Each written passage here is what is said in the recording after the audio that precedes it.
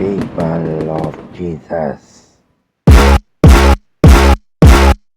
मेरे ਵੱਲੋਂ तमाम ਭੈਣ ਭਰਾਵਾਂ ਨੂੰ ਮੇਰੀ ਤਰਫੋਂ ਬਹੁਤ ਬਹੁਤ ਸਲਾਮ। ਮੈਂ ਇੱਕ ਨਜ਼ਮ ਪੰਜਾਬੀ ਦੀ ਲੈ ਕੇ ਹਾਜ਼ਰ ਹੋਇਆ ਜੀ, ਜਿਹਦਾ ਅਨੁਮਾਨ ਆ ਮਾਂ।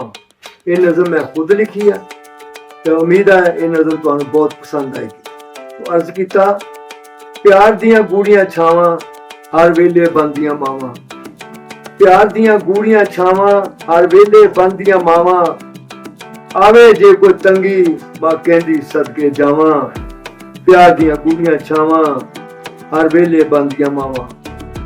ਅੱਗੇ ਅਰਜ਼ ਕੀਤਾ ਜੀ, ਮਾਂ ਪਿਆਰ ਤੇਰੇ ਨਾਲ ਕਰਦੀ ਹਰ ਵੇਲੇ ਤੇਰੇ ਤੇ ਮਰਦੀ, ਮਾਂ ਪਿਆਰ ਤੇਰੇ ਨਾਲ ਕਰਦੀ ਹਰ ਵੇਲੇ ਤੇਰੇ ਤੇ ਮਰਦੀ, ਜਦ ਅੱਖਾਂ ਤੋਂ ਹੋਵੇ ਓਲੇ ਮਾਂ ਲੱਭਦੀ ਲੱਭਦੀ ਕਰਦੀ, ਮਾਂ ਪਿਆਰ ਤੇਰੇ ਨਾਲ ਕਰਦੀ।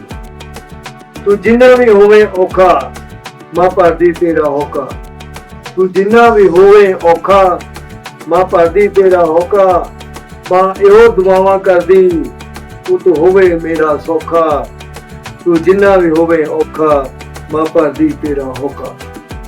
खुदा सबको बहुत बरकत दे। Thank you, god bless you.